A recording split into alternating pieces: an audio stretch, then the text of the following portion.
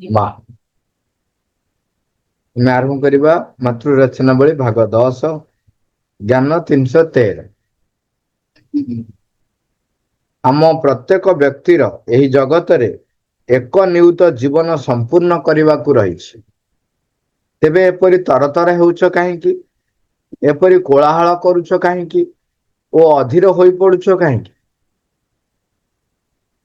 ଜ୍ଞାନ 314 ଶୀଘ୍ର ବାଟ ଚାଲ, କାରଣ ଲକ୍ଷ୍ୟ ସ୍ଥଳ ବହୁ ଦୂରରେ ରହିଛି। ଅକାରଣରେ ଆଦୌ କୌଣସି ବିଶ୍ରାମ ନିଅ ନାହିଁ, କାରଣ ତୁମର ପ୍ରଭୁ ତୁମର ଏହି ଯାତ୍ରା ଶେଷରେ ତୁମ ଲାଗି ଅପେକ୍ଷା କରି ରହିଛନ୍ତି। এই ଜ୍ଞାନ କାରିକା ଗୁଡିକ ଯଦି ଏକା ସାଙ୍ଗରେ ଆପଣ ନ ପଢିବେ ତେବେ ଦ୍ୱନ୍ଦ୍ୱରେ ପଢିବାର ସମ୍ଭାବନା ବହୁତ। ଯେମିତି ଆ ପୂର୍ବରୁ ଆମେ ପଢିଲେ ଯେ କହିଲେ ଯେ ତମେ ଏପରି କାର୍ଯ୍ୟ କର ଯେପରି 1000 ବର୍ଷର ତୁମ ପାଖରେ କାମ ରହିଛି। ତାମାନେ ତ୍ୱରିତ ବେଗରେ କାମ କରିବା ପାଇଁ ଏବଂ ଅତି ନିଷ୍ଠାପର ଭାବରେ କରିବା ପାଇଁ, ଅବିରତ ଭାବରେ କାର୍ଯ୍ୟ କରିବା ପାଇଁ ପ୍ରେରଣା ଦେଲେ। କିନ୍ତୁ ବର୍ତ୍ତମାନ କହିଲେ ବର୍ତ୍ତମାନ ଦିଟା ଯାକ ଏକା ସାଙ୍ଗରେ ପଢିଲି ବୋଲି ଆପଣ ଜାଣି ହେଇଗଲା, ନହେଲେ ଅସୁବିଧା ହେଇଥାନ୍ତା। ପ୍ରଥମେ ଜ୍ଞାନ 313 କଣ କହିଛନ୍ତି? ପ୍ରତ୍ୟେକ ବ୍ୟକ୍ତିର ଏହି ଜଗତର ଏକ ନିୟୁତ ଜୀବନ ସମ୍ପୂର୍ଣ୍ଣ କରିବାକୁ ରହିଛି। ତେବେ ଏପରି ତରତର ହେଉଛ କାହିଁକି? କୋଳାହଳ କରୁଛ କାହିଁକି? ଅଧୀର ହୋଇ ପଡୁଛ କାହିଁକି? ତେଣୁ ଏଇଟା ଯେମିତି ଲାଗୁଛି କଣ୍ଟ୍ରାଡିକ୍ଟ କଲା ଭଳିଆ। ତେଣୁ ବେଳେ ବେଳେ ଆମେ ଏମିତି ଅଧା ପଢିକିରି କେବେ ଏମିତି କୌଣସି ପ୍ରକାରର ମନ୍ତବ୍ୟ ଦବା ନାହିଁ କିମ୍ବା ନିଜେ ଗ୍ରହଣ କରିବା ନାହିଁ। ତା ପରଟା ଲେଖୁଛନ୍ତି ଶୀଘ୍ର ବାଟ ଚାଲ, କାରଣ ଲକ୍ଷ୍ୟ ସ୍ଥଳ ବହୁତ ଦୂରରେ ରହିଛି। ଅକାରଣରେ ଆଦୌ କୌଣସି ବିଶ୍ରାମ ନିଅ ନାହିଁ, କାରଣ ତୁମର ପ୍ରଭୁ ତୁମର ଏଇ ଯାତ୍ରା ଶେଷରେ ତୁମ ଲାଗି ଅପେକ୍ଷା କରି ରହିଛନ୍ତି। ତେଣୁ କାମ ବହୁତ ଅଛି, ତେଣୁ ବିଶ୍ରାମ ନ ନେଇକି ଲାଗି ରୁହ କାମରେ, ଜ୍ଞାନ 314 କହୁଛି। ତେଣୁ ଏଠି ପ୍ରକୃତରେ କହୁଛନ୍ତି ଯେ ଅସ୍ଥିର ହେବେ ନାହିଁ ଏବଂ ସ୍ଥୈର୍ଯ୍ୟ ଏବଂ ଧୈର୍ଯ୍ୟ। କାରଣ ବେଳେ ବେଳେ ଆମେ ଯେତେବେଳେ ଭାବୁ ଯେ କାମ ବହୁତ ଗୁରୁତ୍ୱପୂର୍ଣ୍ଣ କାମ ଏବଂ ଶୀଘ୍ର ସାରିବାର ଅଛି, ତେବେ ସେଇ ସମୟରେ ସାଧାରଣ ମନୁଷ୍ୟ କଣ ହୁଏ? ବ୍ୟତିବ୍ୟସ୍ତ ହେଇପଡେ, ତରବର ହେଇକିରି ଭୁଲ କରି ବସେ, ତରତର ହେଇକି କାର୍ଯ୍ୟ କରେ। ସେଇ ସମୟରେ ଦେଖନ୍ତୁ କୋଉ ସମୟରେ କୋଉ ଆଟିଚ୍ୟୁଡ ରଖିବେ ସେଇ କଥାଟିକୁ କହୁଛନ୍ତି। ତେଣୁ ସେତେବେଳେ ତମେ ଧୀର ସ୍ଥିର ହେଇ କାମ କରିବ, ମନେ କରିବ ଯେ ବ୍ୟସ୍ତ ହବାର କଣ ଅଛି। ବହୁତ ଜୀବନ ବ୍ୟାପୀ ଅନନ୍ତ କାଳ ପର୍ଯ୍ୟନ୍ତ ସମୟ ରହିଛି। ତେଣୁ କୌଣସି ପ୍ରକାରର ବ୍ୟସ୍ତତା ଅସ୍ଥିରତା ନ ରଖି ଧୈର୍ଯ୍ୟର ସହିତ ସ୍ଥୈର୍ଯ୍ୟର ସହିତ କାର୍ଯ୍ୟରେ ଲାଗି ରହିବେ। କିନ୍ତୁ ଆଉ ଗୋଟେ ଦୁର୍ବଳତା ଆମର ରହିଛି, ଆମେ ଯେତେବେଳେ ଜାଣୁଛୁ ଯେ ହଁ ବହୁତ ଦିନ ତ ଅଛି, ତାହେଲେ ଆମେ ସାଙ୍ଗେ ସାଙ୍ଗେ କଣ କରୁ? ଶୋଇପଡୁ, ତାମସିକ ଭିତରକୁ ଚାଲିଯାଉ। ତେଣୁ ସେଥିପାଇଁ କହୁଛନ୍ତି ତାପରେ ଶୀଘ୍ର ଶୀଘ୍ର ବାଟ ଚାଲ, ଶୀଘ୍ର ଶୀଘ୍ର ବାଟ ଚାଲ, ଲକ୍ଷ୍ୟ ସ୍ଥଳ ବହୁତ ଦୂରରେ। ତେଣୁ ସେତିକି ଶୀଘ୍ର ନ ଗଲେ ତୁମେ ପହଞ୍ଚି ପାରିବ ନାହିଁ। ତେଣୁ ବିଶ୍ରାମର ସ୍ଥାନ ନାହିଁ। ଯେତେବେଳେ ରୂପାନ୍ତର କଥା ଆସୁଛି, ବର୍ତ୍ତମାନ ପର୍ଯ୍ୟନ୍ତ ପ୍ରକୃତି ଆମକୁ ପରିଚାଳିତ କରି ପ୍ରାଣ ତାପରେ ମନ ଆଣି ଦେଇଛି।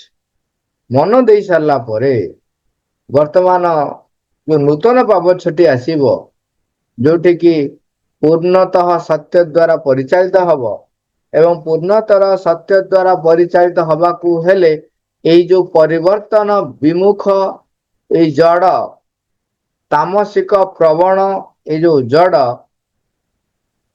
ତାର ଅଭୂତପୂର୍ବ ଏବଂ ଟୋଟାଲି ଏକ ଆର ଏକ ଦିଗକୁ ସେ ଯିବା ପାଇଁ ତାକୁ ପଡିବ। ତେଣୁ ରୂପାନ୍ତର ହବ, ସ୍ଥୂଳ ଜଗତର ରୂପାନ୍ତର ହବ। ତେଣୁ ଏଇଟା ଗୋଟିଏ ଛୋଟିଆ କାମ ନୁହଁ, ଏହା ଏକ ବିରାଟ କାର୍ଯ୍ୟ।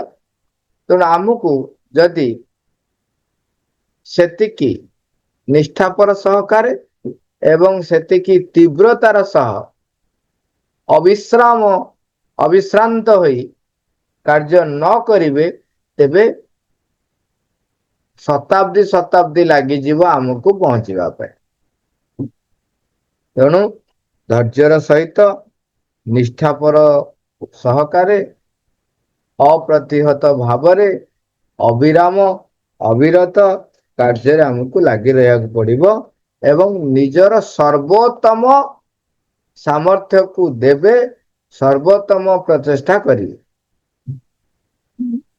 माँ टिके सहजरे कहते सबुथर परी एठारे मध्य श्री अरविंद समस्याटीर प्रत्येक दिग उपरे दृष्टिपात करुछन एवं अस्थिर होउथिबा व्यक्ति मानकु स्थैर्य और धैर्य लगी परामर्श देई सीए अलसुआ मानकु जागृत कर देउछन एवं शक्तिमान हेबाकु परामर्श देउछन्ति एहिपरि विपरीत गुड़िकर सम्मिलन रे ही यथार्थ प्रज्ञा एवं समग्र फलप्रदता निहित होई रही हमको लगी रहा पड़ो कार्य आगु आगु जीवन ज्ञान 315 प्रभु लिखुଛନ୍ତି आमर एही सान दिवसटीर अवसान हेबा पूर्वरु अथवा अल्प केतोटी क्षण समाहृत शताब्दी मध्यरे सुनार पर्वत पाखरे आमे जाई पहुंची पारिबु नाही बोली जो धैर्यहीनता बालवत एडे चित्कार करी आदर्श को निंदिबारे और अस्वीकार करिबारे लागि थाए एथिरे मु विव्रत होई पड़े एटी एबे जो संगे संगे में आलोचना कले कथा हेले जेहेतु एक रूपांतर जो कार्य एक अति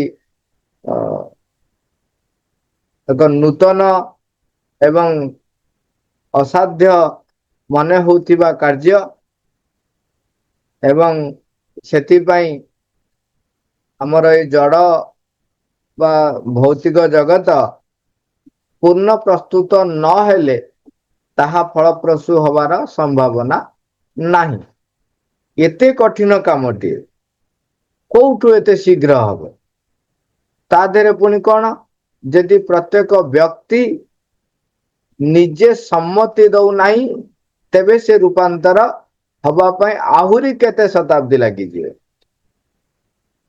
तेणु ये जो विराट काम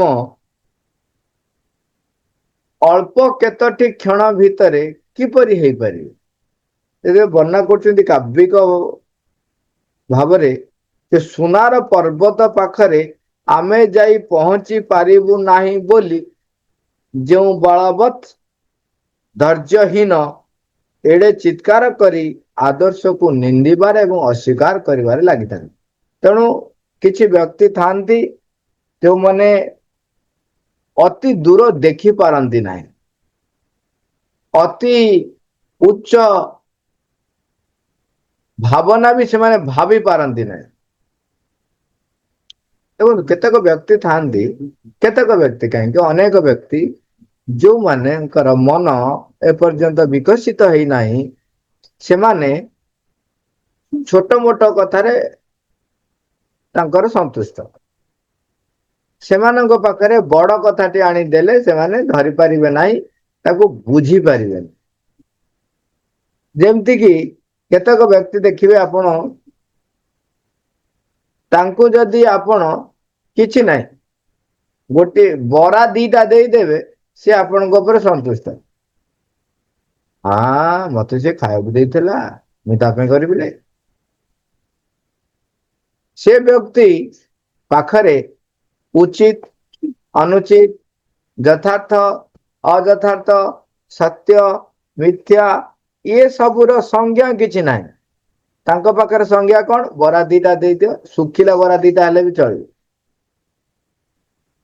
तेणु से मामूकर से जो कथा मन पकेबे कौन तू दौथबु मु नौथेबी तो सुंदर मुह को चाहती तामाने आमे से दबा नबारे भी व्यक्ति एते स्तर रे थांती सेमानक पाखरे उच्चतर कथा कहिबा काल आगरे मूला चोबेबा सदृश सेमाने भगवानंकर स्थिति को बाहरे बा केवल शुणा ये विश्वास करती कही दियंती किंतु निज भितर से विश्वास न थाए से आपण कहे जे सत्य द्वारा पूर्ण भाव में परिचालित हवा एटा तो असंभव तेणु से कौन करती जमती शिशुटीए भर को देखी जामुकोली बोली मन करे बालवत तार चरित्र यही मान व्यक्ति होउचंती बालवत एवं आउ किछि व्यक्ति अच्छे जो माने धैर्य पाखर न थाए से माने किछि बाट गला पर काई रूपांतर कोठी काई नाही तो देखा जाउनी किछि ये बेकारिया कथा। अरे महिमंडले देह बही देवता हेले भी मरई तमे कौन कहूच जे रूपांतर हो मनीष मृत्युवरण करिव नाही तेणु से माने आपको अस्वीकार करती प्रभु लिखुं से माने धैर्यहीन एवं बालवत चित्कार करते जे तुम्हें पहुंची पार ना ये सबू थे तुम्हें आउ विव्रत हो ना ये प्रभु कहते से प्रकार व्यक्ति देखिले एथिरे मु विव्रत हो कथा देखु बेले बेले आम जो अति विज्ञानी होकरी गोटे कथा कहू आपण चिंता कर गोटे टिके गभीर को जाइए भाविए सृष्टि होइछि आमे मनीष आसीबा परे आमे देखुचु गछ भिन्न भिन्न प्रकार कोटि कोटि प्रकार गछ केते जीव जंतु कीट पतंग अणुजीव जलचर स्थलचर उभयचर एवं एते सुंदर भावरे समन्वित हेई संगतिपूर्ण भावरे सृष्टि होइछि परस्पर ऊपर निर्भरशील होई रहिचंती आपण देखिबे जे सबु जीव उद्भिद तकाते समस्ते श्वासक्रिया रे अम्लजान ग्रहण करिवे तेणु अम्लजान व्यवस्था करा जाइछि एवं अंगारकाम्ल छाड़ीदेवे अंगारकाम्ल छाड़िबे तेणु वायुमंडल रे अंगारकाम्ल बढ़ी जीवो सेति पई वायुमंडल रे अंगारकाम्ल परसेंटेज को कम रखछे एवं तथापि भी यदि अंगारकाम्ल ये जेते जीव जगत बढ़िबे अंगारकाम्ल सेते जेते जीव जगत बढ़िबे सेते अंगारकाम्ल बढ़ी जीवो तेणु गछ को व्यवस्था देइचंती से अंगारकाम्ल ग्रहण करी अम्लजान छाड़ी तेणु एवं आपण देखिबे जे साप का खाऊची साप को किए खाऊची ए प्रकार एक तापाकु एक सुंदर इको सिस्टम रेडी कर रखछंती सबुर फूड चेन रखछंती बासगृह रखछंती एवं ई सबु एते सुसंगत पूर्ण भाव करिसंती ताकू मनीष सी तार दृष्टिकोण नहीं कि सी एक विचार कर रखी सी गोटे दिगरे तर्जमा करुच्ची ताकू से विज्ञान ना दउछ आउ जो मनीष ताकू सी साहित्य दिगरे ना देला साहित्य दिगरे गला कवि भावुक लेखक औपन्यासिक जुआडे गले तेबे ताकू कहीं विज्ञानी माने स्वीकार करिवे नाही यदि विज्ञानी माने ताकू स्वीकार करूना तेबे सेमाने विज्ञानी कथा कहीं स्वीकार करिवे एवं आउ गोटे दृष्टिकोण देखंतु देखो मोर दृष्टिकोण रे एटा गोटे को प्रकार पेपर किंतु जी ये पेपर को लेकिन तार गवेषणा चली सी ये पेपर ऊपर जहाँ मंतव्य देवे दु उभयंकर समान हे ना किंतु आमे दी जन झगड़ा लगे यहाँ केते दूर यथार्थ कहीं कहूँ ना दार्शनिक माने जो जमती विज्ञानी माने गवेषणा करके देखुंत एटा से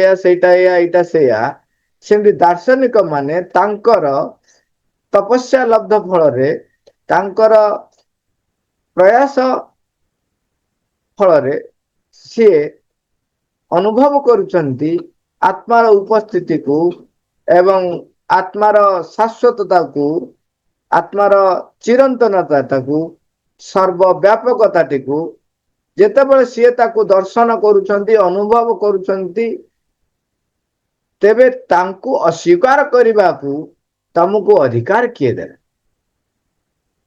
ଆମେ ସମସ୍ତେ ନିଜ ନିଜ ଦୃଷ୍ଟିକୋଣରେ ଯିଏ ଯୋଉଟାକୁ ଗ୍ରହଣ କରୁଛନ୍ତି ସେଇଟାକୁ ଆମେ କଣ କରୁଛନ୍ତି, ଏକ ସର୍ବସ୍ୱ ବିରାଟ ବୋଲି ଗ୍ରହଣ କରୁଛନ୍ତି। ସେଇଥିପାଇଁ କୁହାଯାଏ ବିଜ୍ଞାନର ଅଗ୍ରଗତିରେ ଯଦି ଅହଂ ବିଲୁପ୍ତ ହେଉନାହିଁ, ତେବେ ସିଏ ପ୍ରକୃତ ସତ୍ୟ ପାଖରେ ପହଞ୍ଚି ପାରିବ ନାହିଁ। ସେଇଥିପାଇଁ ସେଇ ବ୍ୟକ୍ତିମାନେ ଆଦର୍ଶକୁ ନିନ୍ଦା କରନ୍ତି, ଅସ୍ୱୀକାର କରନ୍ତି। ତେବେ ଯଦି ତୁମେ କହୁଛ ଭଗବାନଙ୍କୁ ମତେ ମାଇକ୍ରୋସ୍କୋପ ଭିତରେ ଦେଖେଇ ଦିଅ, ଠିକ ଅଛି। ତୁମେ ଯଦି ମାଇକ୍ରୋସ୍କୋପ ଆବିଷ୍କାର କରିଛ ଭଗବାନଙ୍କୁ ଦେଖିବା ପାଇଁ, ତେବେ ଯୋଉମାନେ ଭଗବାନଙ୍କୁ ଦେଖିଛନ୍ତି ସେମାନେ କହୁଛନ୍ତି ତୁମେ ଯଦି ଭଗବାନଙ୍କୁ ଦେଖିବାକୁ ଚାହୁଁଛ, ତେବେ ତୁମେ ନିରନ୍ତର ନାମ ଜପ କର, ନିରନ୍ତର ତାଙ୍କରି ଚିନ୍ତାରେ ମଜି ରୁହ, ତପ ଆଚରଣ କର, ତେବେ ତୁମେ ପ୍ରାପ୍ତ କରିବ। ତୁମେ ଯେମିତି ମାଇକ୍ରୋସ୍କୋପ ଆବିଷ୍କାର କରିଛ, ସେମାନେ ଆବିଷ୍କାର କରିଛନ୍ତି ନାମ ଜପ। ତମେ ନାମ ଜପ କର, କରିକି ଦେଖ। ଏବଂ ପ୍ରତ୍ୟେକ ବ୍ୟକ୍ତି, ଯୋଉ ବ୍ୟକ୍ତି ବି ନିଷ୍ଠାପର ସହକାରେ ନାମ ଜପ କରିଛି, ସିଏ ଅନୁଭବ କରିଛି, ସିଏ ଅନୁଭବୀ, କେମିତି କହନ୍ତି ନା, ଅନୁଭବୀ କେବଳ ବଖାଣି ପାରେ ଅନୁଭବର ଗାଥା। ତେଣୁ ସିଏ ହିଁ କହିପାରେ ଯେ ପ୍ରକୃତରେ କିପରି ଶାନ୍ତ, ସ୍ଥିର, ଅଚଞ୍ଚଳ ହେଇ ମନୁଷ୍ୟ ସବୁ କିଛି କାର୍ଯ୍ୟ କରିପାରେ। ବେଳେ ବେଳେ ଆମ ଭିତରେ, ନିଜ ଭିତରେ ପ୍ରଶ୍ନ ଆସେ ଯେ ଜଣଙ୍କର ନିଜର ଅତି ନିଜର ଲୋକ ଯେତେବେଳେ ଶରୀର ତ୍ୟାଗ କରିଛି, ସେତେବେଳେ ଅନ୍ୟ ଜଣେ କିପରି ଏତେ ଧୀର ସ୍ଥିର ରହି ସବୁ କିଛି କାର୍ଯ୍ୟ, ଯେକୌଣସି କାର୍ଯ୍ୟ ସେମିତି ଯେମିତି ଆଗରୁ ଥିଲା ସେମିତି ସ୍ୱାଭାବିକ ଭାବେ କରିଚାଲିବ। ଆମେ ଆଶ୍ଚର୍ଯ୍ୟ ହେଇଯାଉଛୁ, କଣ ହେଲା ତା ମା ଟା ଚାଲି ଯାଇଛି, ସେ କେମିତି ଏମିତି ହସ ଖୁସିରେ ଯେମିତି ଚାଲିବା କଥା ଚାଲିଛି, ଏଇଟା ପାଷାଣ୍ଡ ଟା ନା କଣ, ତା ମା କୁ ଟିକେ ଭଲ ପାଉନି। ଆରେ ଊର୍ଦ୍ଧ୍ୱତର ଚେତନାରେ ରହିଲେ ଯେ ଏ ପ୍ରକାର ସ୍ଥିତିରେ ରହିହବ, ଏଇ ବିଷୟ ଆମେ କଳ୍ପନା କରିପାରୁନୁ।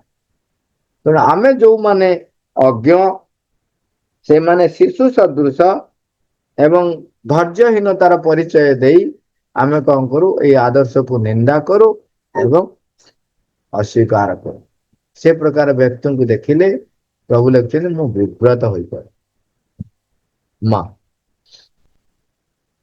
ଜ୍ଞାନ 316।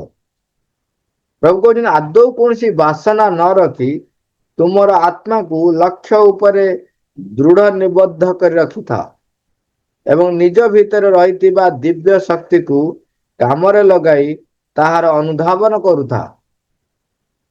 ତେବେ ତୁମର ଲକ୍ଷ୍ୟ ହିଁ ତୁମର ସାଧନା ଗୁଡିକୁ ସ୍ୱୟଂ ସୃଷ୍ଟି କରି ଆଣିବ।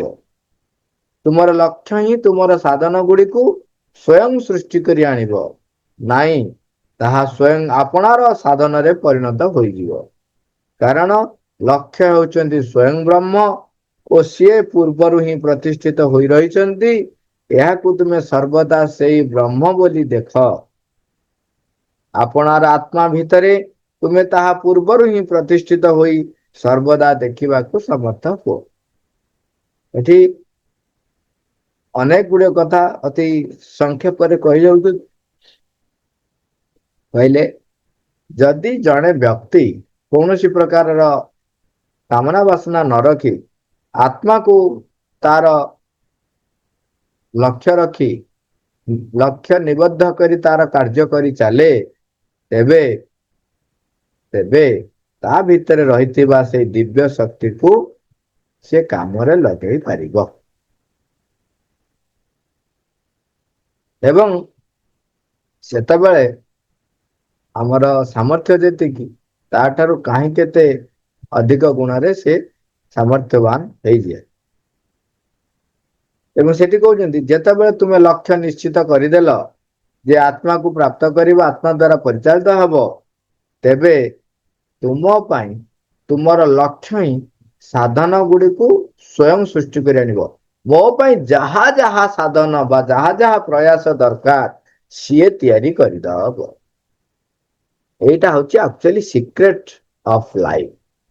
ଜୀବନର ଇଏ ହଉଛି ଗୁହ୍ୟ ଗହନ ପ୍ରମୁଖ ରହସ୍ୟ, ଯେ ତୁମେ ଯଦି ଉଚ୍ଚତର ଲକ୍ଷ୍ୟକୁ ତୁମର ନିଜ ଲକ୍ଷ୍ୟ ବୋଲି ଦୃଢ ନିଶ୍ଚୟ କରିଦିଅ, ଗ୍ରହଣ କରି ନେଇଯାଅ, ତେବେ ତା ପାଇଁ ଯାହା ଯାହା ଆବଶ୍ୟକ ସିଏ ତାର କଣ କରେ, ସେ ପ୍ରକାର ପରିବେଶ ପରିସ୍ଥିତି ନିଜେ ତିଆରି କରେ। ଆମର ସାଧନ ଏବଂ ଆଉ ଗୋଟେ କଥା ହବ, ଆମର ଯୋଉ ଗୁଡ଼ିକ ଆମ ପାଖରେ ଆସି ପହଞ୍ଚିବ ତାକୁ ବି ସେ ସାଧନ ରୂପେ ଗ୍ରହଣ କରି ଆଗେଇ ଚାଲିଯିବ।